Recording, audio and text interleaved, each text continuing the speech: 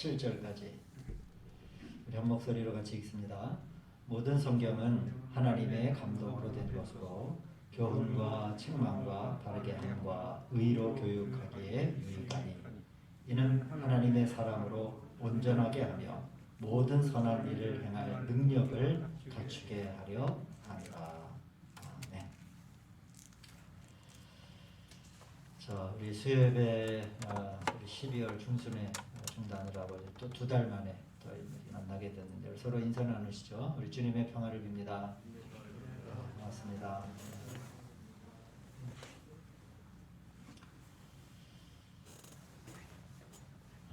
그런데 또 오늘 다 뉴스 들으시면서 또 마음이 또 덜컥 내려앉으셨죠. 또 이제 600명이 넘고 다음 주에는 더 확산될 수도 있다라고 하는데 어떻게 될지 모르겠습니다. 하여튼 이 겨울이 좀 지나고 백신이 좀 이렇게 투여가 돼야만 좀 하여튼 이 고비가 꺾일 거는 같으니까 우리가 그동안 또 더 잘 방역을 잘 하고 또 건강 또 잘 지키시길 바랍니다. 제가 이제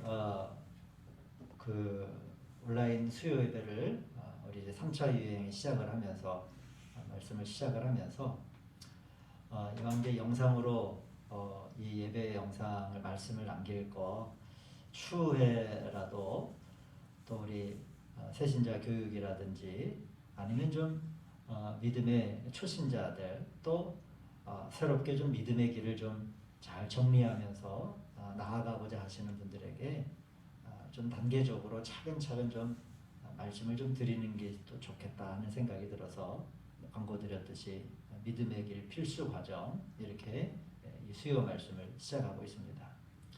어떻게 보면 주제가 목사님 그거 뭐 다 아는 주제인데요, 뭐 많이 들었던 건데요 라고 이제 우리 기존의 성도님들은 생각하실 수도 있겠어요. 그러나 또 한번 잘 들어보시면은 이렇게 우리가 막 실타래처럼 얽혀 있었던 뭐 좀 부분 알고 있었던 것을 한번 이렇게 제가 이 과정을 언제까지 시작할 끝맺을지는 저도 계획은 없지만은 쭉 가면서 좀 일목요연하게 어떻게 보면 우리 믿음의 신앙인으로서의 스텝을 밟으며 살아갈 때 좀 이렇게 필요한 계단들 그 단계들 그 안에 내용들을 우리 성도님들도 좀 잘 정리해 놓으시면 우리가 성숙한 신앙인으로 살아가시는데 좀 도움이 되실까 해서 이런 내용을 가지고 주제를 가지고 말씀을 나누고 있습니다.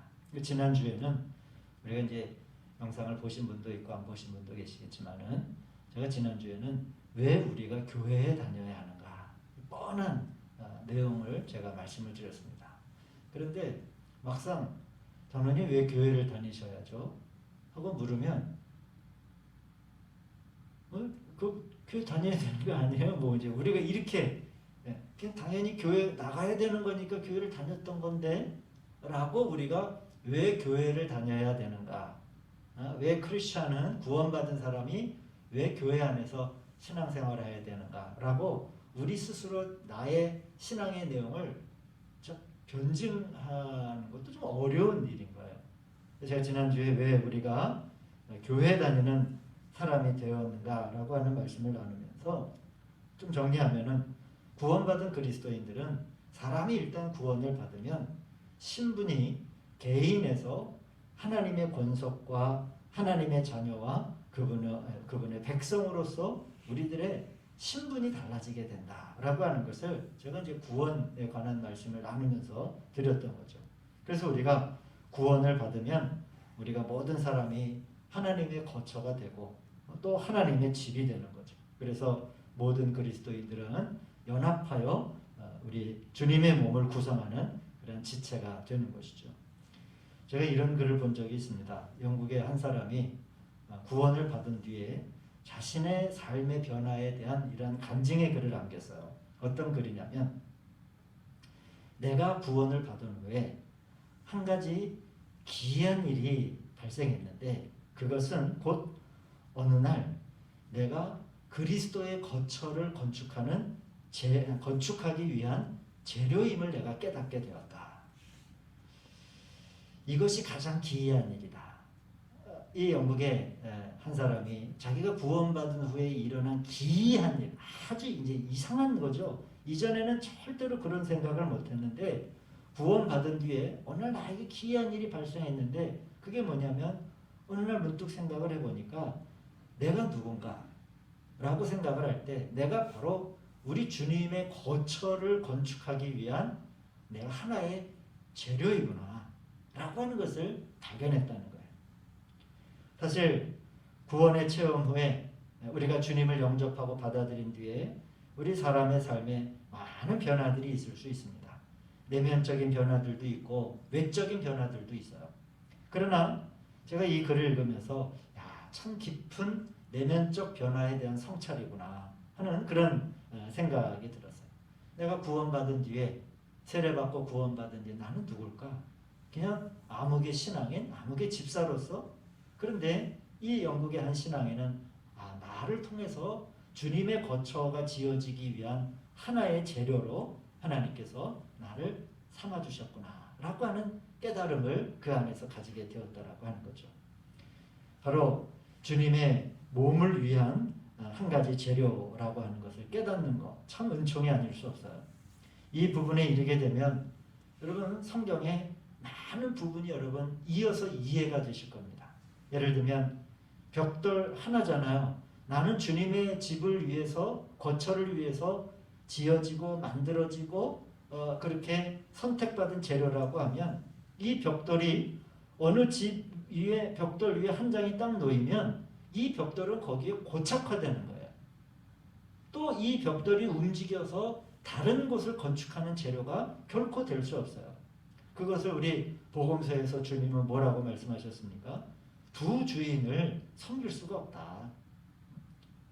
두 주인을 섬길 수가 없다. 왔다 갔다 할 수 없다라고 하는 양쪽에 발을 딛고 오늘은 여기고 내일은 저기고 그럴 수 없다. 주님의 말씀이 그게 무슨 말씀인지 이해가 되는 거예요. 그것은 굳은 의지에 관한 말씀이 아니라는 거예요. 두 주인을 섬길 수 없다라고 하는 것은 나의 결단과 내 의지의 문제를 더 훨씬 뛰어넘는 내 본질적인 위치에 관한 문제라고 하는 거죠.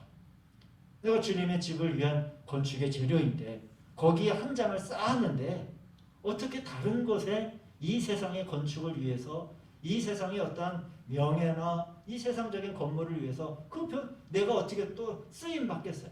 나는 전적으로 헌신한 그리고 하나님의 나라에 투신한 그런 사람들이 되는 거죠. 교만할 수 없죠. 뭐기 때문에 단지 주님의 거처를 위한 하나의 재료예요. 하나님을 넘어서려고 하는 위험한 시도도 할 수가 없는 거예요. 스스로 높다라고 얘기할 수도 없고 스스로 높은 자리에 앉으려고 하지도 않을 거예요. 왜? 내가 주님의 거처를 위한 하나의 재료라고 하는 것을 깨달았는데 어떻게 하나님 앞에 목이 곧은 백성이 될 수 있으며 하나님의 이름을 망령되게 일컫는 자리에 스스로 기어 올라갈 수 있겠느냐 하는 거죠. 또 하나님의 목적 안에 자신이 존재함을 알기 때문에 인생의 향방이 확고해지지 않습니까? 조금 흔들릴 수는 있어도 우리가 연약하니까 분명해지는 거죠. 삶의 태도와 밖으로 표현하는 것들이 복음적이 될 수밖에 없는 거예요. 그분의 재료를 위한 것으로 거처를 위한 재료로서 하나로 지어져 갔으니까 여러분 이렇게 어느 멋있는 성이 있다라고 한번 생각을 해보세요. 굉장히 이건 실질적으로 3차원적으로 여러분 생각하셔도 좋아요. 이렇게 성이 있는데 거기에 이제 벽돌이 하나가 세워져 가지고 아주 멋진 건물이 됐어요. 사람들은 그걸 볼 때 뭐라고 봐요? 야, 저기에 뭐 KCC 벽돌 공장에서 찍은 저 벽돌을 보라. 그렇게 하지 않아요. 야, 이 벽돌이 참 단단하고 좋은데 누가 그렇게 그 건물을 평가합니까? 그 무엇으로 보게 되는 거예요? 저 집은 누구의 집인가? 저 건물은 어떤 건물인가? 라고 하는 것으로서 보게 되는 거죠. 비록 우리가 주님을 표현하는 작은 몸짓이라고 할지라도 우리가 그분의 재료요, 그분의 거처라고 하는 것을 깨닫고 내가 그 위치가 내 인생에서 확고해지면 나를 통해서 표현하는 것은 온통 무엇이 되는 거예요? 우리 주 하나님의 복음을 표현할 수밖에 없어요. 그렇게 살게 되어지는 거예요. 억지로 이렇게 살려고 하는 것이 아니라. 그래서 우리가 왜 교회에 다녀야 하는가? 라고 하는 질문은 단순히 교리적인 질문이 아닙니다. 그것은 우리 믿음의 본질, 내 신분의 위치, 내 자아가 어떻게 변화되었는가, 그리고 이 세상에 있어야 할 자리가 바로 주님의 거처요, 주님의 몸인 바로 교회라고 하는 것을 우리가 알게 되는 것이죠. 이제 지난주에 나눈 말씀을 제가 또 좀 앞에 이렇게 예배를, 수요예배를 이제 현장 예배를 시작하면서 다시 드리게 됐습니다. 자, 오늘 메시지는 좀 더 쉬운 제목일 수도 있고, 목사님 제목이 뭐 그렇게 너무 허접합니까? 라고도 얘기할 수 있는데 이겁니다. 왜 우리가 성경을 읽어야 하는가? 이것이 오늘 성도님들과 함께 짧은 시간에 나눌 메시지입니다. 그냥 성경 읽는 게 당연한 거 아닌가요? 물론 우리가 그렇게도 생각할 수 있는데, 누군가가 전우님 왜 올해 성경을 그렇게 6독이나 하셨습니까? 라고 누군가가 묻는다면, 성경을 읽는 것이 재밌어서요. 그것도 하나의 답이 될 수 있고요. 성경을 읽으면 마음이 평안해져서요. 답이 될 수도 있고, 성경을 읽으면 지혜를 얻을 수 있어서 답이 될 수도 있어요. 그러나 왜 우리가 성경을 읽어야 하는가라고 하는 것을 전체적으로 잘 설명해주는 답은 아닙니다. 자, 여러분 왜 우리가 성경을 읽어야 하는가? 이거는 이제 우리 신앙생활을 갓 시작한 분들이나 아니면 혹시 성경에 대해서 궁금해하는 분들에게도 오늘 말씀을 통해서 여러분 왜 우리가 성경을 읽어야 하는가? 우리 자녀들에게 왜 성경을 읽혀야 하는가? 라고 하는 것에 대한 조그마한 답을 줄 수 있을 것 같아요. 여러분 우리 사람의 생명의 길이와 인식 능력은 아주 유한하기 때문에 여러분 얼마나 우리가 짧습니까? 오늘도 제가 우리 중부연의 감독님이신 이제 감독님 우리 정현수 감독님 어머님이 갑자기 어젯밤에 돌아가셨어요. 이제 그분이 감독님이 되셨다고 해가지고 아주 좋아하시고 이제 아주 정정하셨는데 그냥 밤에 그냥 잠자듯 늘 기도하셨던 대로 그냥 잠자듯 그래서 제가 오늘 문상을 가서 어떻게 이렇게 정정하셨는데 갑자기 돌아가시게 됐어요. 했더니 뭐 약간 심장에 그 혈관 부분에 스탠스를 해야 될까 말까 막 고민하고 있던 차에 그냥 돌아가셨다라고 이제 그렇게 얘기를 하더라고요. 여러분 사람의 삶이라고 하는 건 참 어떻게 보면 알 수도 없고 굉장히 짧잖아요. 그렇기 때문에 우리는 아무리 많은 지식을 가지고 있어도요, 우리가 살아있는 동안 있을 때 우리가 이해할 수 있는 능력 안에서 이해하고 이 세상의 정보를 우리는 받아들이는 거예요. 예를 들면 사람이 이 우주를 이해할 수 없을 때, 심지어는 지구와 가장 가까운 달을 이해할 수 없었을 때 사람들은 뭐 하기 시작했습니까? 그 달에다가 상상을 하기 시작을 했잖아요. 신화를 쓰잖아요. 그래서 좋아야 달 속에 뭐가 있어? 보름달을 딱 보면 뭐가 살아요 달에? 옛날 사람들은 토끼 2마리가 살아가지고 쿵덕쿵쿵덕쿵 떡방아를 절구질을 하고 있다. 사람들은 그렇게 자기들이 이해할 수 없는 그 신비에 대해서 그런 정보로 인식을 하는 거예요. 당연하죠. 그거를 우습다라고 생각하면 안 돼. 그러나 우리는 이제 달을 들여다보며 그것이 그 달의 깊이에 따른 굴곡에 따른 빛의 음영이라고 하는 사실을 우리 다 알아요. 초등학생들도. 그러나 여전히 우주 가운데 블랙홀이 무엇이고 별들이 왜 확장되고 왜 별들이 폭파한 뒤에 어떻게 되어지는가? 아직도 우리는 많은 부분 우리의 인식 능력 안에서 모르는 영역들이 더 훨씬 많습니다. 우리 김 권사님이 의사이기도 하시지만은 사실 우리 인체의 신비라고 하는 부분을 보면 사실 우리 의학이 많이 발달했지만은 또 많은 영역이 생명에 관한 영역 가운데 많은 부분은 아직도 해결할 수 없고 아직도 미지의 영역으로 많이 남아있는 거죠.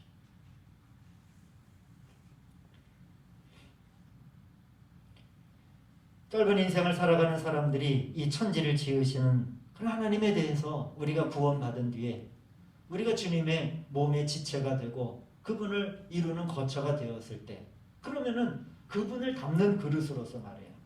주님의 거처로서 우리가 살아갈 때 하나님을 우리가 어떻게 이해해야 되는데 자, 이 유한하고 짧은 시간 안에 살아가는 우리가 그 시간 전부터 시간 이후까지 존재하시고 살아계시는 그 하나님, 신에 대해서 우리 인간이 어떻게 이해할 수 있겠느냐.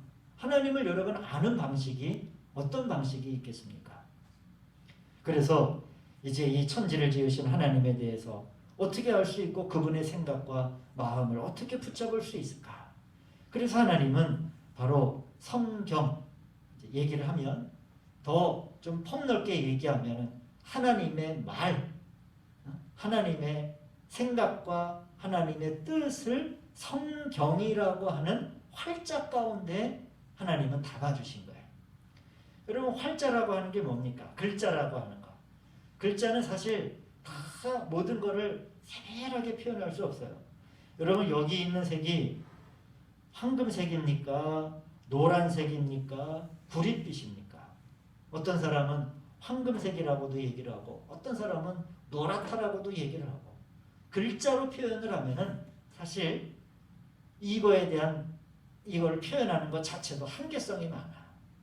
그러나 만일 이거는 누리뭉실 뭐 제가 말을 하나 표현을 해가지고 어떤 걸 말한다면 어떻게 하겠어요? 그게 뭡니까? 라고 누구도 이해하지 못할 거예요. 즉 활자라고 하는 것이 비록 한계가 있지만은 활자가 아니면 사람들은 이해할 수 없기 때문에 하나님께서는 글자라고 하는 것을 통해서 당신의 그 안에 뜻과 마음과 생각을 담으셔서 우리 사람이 하나님을 이해할 수 있는 통로로 성경이라고 하는 것을 하나님께서 우리 가운데 주셨다라고 하는 거죠.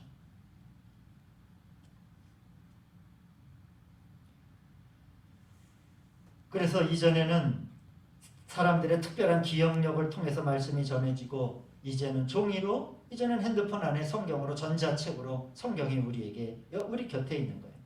오늘 말씀을 보면 성경이 어떻게 지어졌느냐? 오늘 디모데후서에서 성경은 하나님의 감동이라고 나오는데 좀 더 이 감동이라고 하는 말을 쉽게 표현하면 하나님의 영감으로 지어진 것이다 라고 하는 거예요.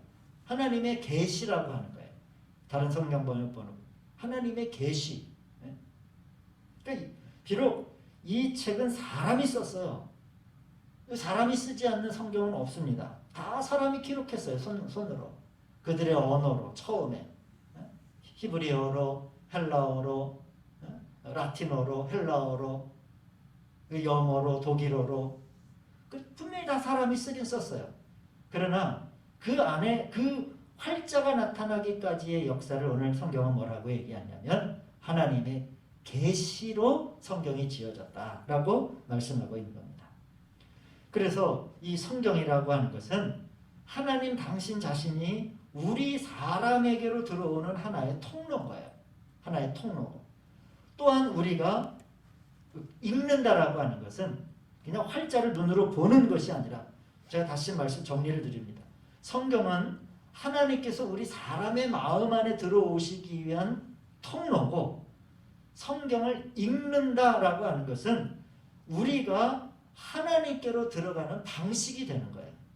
그러니까 단순히 성경은 공부하고 마음이 따뜻해지고 마음이 편안해지고 지혜를 얻을 수 있고 그래서 성경을 읽는 것이 아니라 좀 더 근원적인 것은 뭐냐면 하나님께서 우리 사람의 마음 가운데 들어오시기 위한 통로이고 읽는다라고 하는 것은 바로 우리 또한 하나님께로 들어가는 하나의 방식이 되는 겁니다. 우리가 하나님의 안으로 들어가는 방식이 여러 가지 있을 수 있어요. 제가 왜 우리는 기도해야 됩니까? 라고 할 때 제가 이제 이런 말을 또 쓸 것 같아요. 기도로 하나님을 만질 수도 있고 찬양으로도 하나님을 만질 수 있어요. 그러나 기도와 찬양이라고 하는 것은 다 어디를 베이스로 하는 거예요? 바로 이 성경 말씀을 베이스로 해서 하는 거예요. 그렇기 때문에 성경을 읽는다라고 하는 것은 가장 하나님 안으로 들어가는 가장 기초적인 우리 인간의 방식이 되는 거예요. 그래서 구원받은 그리스도인들은 무릇 하나님 안으로 들어가기 위해서 반드시 성경을 읽어야 되는 거예요. 바로 이것이 우리가 왜 성경을 읽어야 하는가라고 하는 것에 대한 첫 번째 정리입니다.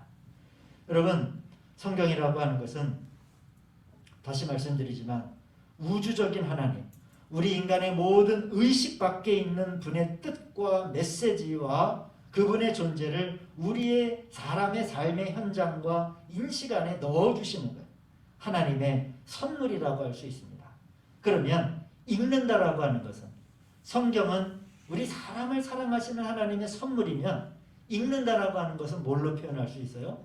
아까 전에는 우리가 하나님 안에 들어가는 통로요 방식이라고 말씀을 드렸다고 하면, 두 번째는 성경을 읽는다라고 하는 것은 하나님이 우리에게 주신 선물을 우리가 받아들인다라고 하는 것이 읽는다의 또 다른 의미가 될 수 있어요. 하나님께서는 우리 주아에게 많은 선물을 주시는 거예요. 주아를 위해서 우주적인 하나님이 엄청난 선물을 준비해 놓았어요. 그런데 선물이라고 하는 건 뭡니까? 가지고만 있고 허공을 떠들면 안 되잖아요. 그 선물을 어떻게 해야 돼요? 내가 받아들일 때에, 내 손에 쥘 때 그 선물이 실제가 되는 거예요. 제가 우리 이현호 전사한테, 이 전사님 내가 선물을 위해서 준비했어요. 아무리 얘기해도 그거를 받지 않는 한 그 선물이라고 하는 것은 그냥 이름이에요. 상상의 결과예요. 실제가 아니에요. 받아들여야 돼요. 그러니까 읽는다라고 하는 것은 하나님의 선물을 받아들인다라고 하는 그런 의미가 될 수 있습니다. 사람들은 신의 직접적인 계시를 좋아해요. 그래서 무릇 이단들은 하나님이 며칠 어느 때 나에게 이런 말씀을 주셔서 내가 밤새 가지고 그 하나님의 계시를 뭐 썼다, 내가 하나님의 직접적인 계시를 들었다 그러는데, 사실 성경 안에는 우리 사람이 경험하고 체험하는 모든 일을 아시는 오늘 본문의 말씀처럼 하나님의 뜻과 교훈과 가르침과 그리고 우리 인간들이 나아가야 할 방향이 총망라되어 있어요. 직접적인 계시를 좋아할 필요가 없습니다. 그것이 특별한 게 아니에요. 어떤 성경 말씀은 우리가 무덤덤하게 지나가잖아. 그러나 어떤 성경 말씀은 우리의 막 심장과 폐부를 찌르는 말씀이 되는 것은 바로 우리가 그 순간 때에 그 성경 가르침과 그 말씀과 딱 만나는 지점에 있기 때문에 그때 성경 말씀이 우리에게 전율이 되고 우리를 찌르는 말씀이 되는 거예요. 우리의 의식과 인식 밖에 있는 말씀을 읽으면 사실 그냥 무덤덤하게 성경 말씀이 지나갈 수도 있습니다. 그래서 여러분, 다른 계시, 직접적인 하나님의 음성 나는 꼭 들어야 돼. 내가 무슨 일을 하려고 하는데 오늘 밤, 오늘 새벽 기도회 때 하나님이 나에게 막 귀에 쟁쟁하게 말씀해 주셔야 돼. 그렇게 기다릴 필요가 없어요. 이 우리에게 우리의 삶을 통찰하시고 통과하시는 하나님이 이미 우리들에게 필요한 말씀을 우리에게 주신 거죠. 그래서 여러분, 성경 안에서 하시지 않는 말을 하나님께서 사람에게 하시는 경우는 매우 드뭅니다. 물론 제가 그것을 부인하는 것은 아니에요. 영적인 길을 오랫동안 걸어온 사람들에게 때론 하나님이 특별하게 말씀하시기도 해요. 그렇지만 그것도 거의 이미 성경 안에서 이미 하나님이 하신 말씀 안에서 우리에게 들려주실 겁니다. 또 우리는 요즘 막 이렇게 상담이나 뭐 어떤 영적 멘토들 이런 걸 굉장히 좋아하잖아요. 그래서 영적 누군가 대단히 중요한 멘토의 역할을 하고 도움을 준다고 해도 그 도움과 멘토라고 하는 것도 사실은 어디에 이미 성경 안에 하나님이 말씀하신 바다라고 하는 거예요. 그런데 왜 우리 멘토가 필요할까요? 그 멘토라고 하는 존재가 그 성경 말씀을 쉽게 풀어서 우리가 알 수 있도록 얘기해 주기 때문에 멘토가 될 수 있는 거예요. 새로운 말씀이 아니라는 얘기입니다. 사랑하는 우리 성도 여러분, 그러기에 오늘 본문의 말씀처럼 하나님의 말씀이 우리 가운데 풍성하게 거하게 할 때, 그렇게 하려면 어떻게 해야 돼요? 읽어야 되잖아요. 성경을 읽을 때 우리는 하나님께서 걸어오신 과거의 길을 알 수 있고, 또 앞으로 걸어가실 길을 우리가 알 수 있고, 또 오늘날 동일하게 우리에게 일하시는 하나님의 역사를 알 수 있는 것입니다. 그래서 우리가 다른 사람에게 말하는 데 있어 하나님이 비로소 우리를 사용하시는 거죠. 성경은 태초부터 지금까지 하나님의 역사입니다. 우리 사람을 만나러 들어오시기 위한 하나님의 역사예요. 성경은 하나님 혼자 놀이터가 아니에요. 거기에는 분명한 목적이 있어요. 우리 사람을 만나기 위해서, 우리 인간의 삶 속에 들어오시기 위한 하나님의 오래된 역사를 말하는 거예요. 그러기에 읽는다라고 하는 것은 눈으로 보는 것만을 의미하는 것이 아니라 우리의 삶 안에 들어오시는 하나님의 손을 붙잡는 거예요. 읽는 것은 하나님의 손을 붙드는 거예요. 그래서 그리스도인들은 꼭 성경을 읽어야 되는 겁니다. 자, 제가 그러면 어떻게 성경을 읽을까? 요 메시지는 다음 시간에 좀 드리도록 하겠습니다. 젊은 그리스도인이나 또 우리가 중년이나 노년이 되었을 때 세상의 지혜에 기반한 얇은 말을 하는 그런 존재들이 아니라 오래된 우리가 상상할 수 없는 시간 가운데 역사하셨던 그 하나님께서 말씀하시는 말을 말한다면, 우리의 말은 이 세상의 얇은 철학적인 논리와 그런 것에 기반한 말을 하는 그러한 사람이 되지 않을 거예요. 그 시간 안에 역사하셨던 하나님을 말하는 사람이 되겠죠. 깊이가 다르고 내용이 다르고 무게감이 다르고, 아무쪼록 우리 성도님들 살아가시면서 인생의 자리에서 그런 하나님의 깊은 시간, 하나님의 그 놀라운 그 움직임을 말할 수 있는 그리스도인들이 되시기 위해서 우리가 성경을 읽어야 한다라고 하는 그런 기본적인 정리를 가지시고, 어떻게 읽어야 할까? 제가 4가지 방식을 다음 시간에 말씀을 드릴 텐데, 그래 성경을 잘 읽으시며 믿음의 길, 이 신앙의 기초를 아무쪼록 또 이 시대에 잘 다져나가시는 우리 저와 여러분들이 되시기를 우리 주님의 이름으로 축원드립니다. 기도하시겠습니다. 자비로우신 아버지 하나님, 하나님의 말씀은 우리가 세상에 구원받은 그리스도인으로 살 때 우리를 교훈하고 때로는 책망하고 교정하며 바르게 하고 의로 교육하기에 유익하기 때문에 그리스도인은 마땅히 성경을 읽으며 그 안에서 길을 발견하고 어떤 하나님을 만지는 사람들이 되어야 되겠습니다. 하나님, 우리를 위해서 좋은 선물을 준비해 주셨사오니 읽으며 그 선물을 받아들이는 저희들이 되게 하여 주시옵소서. 예수님의 이름으로 감사드리며 기도하였습니다. 아멘. 주님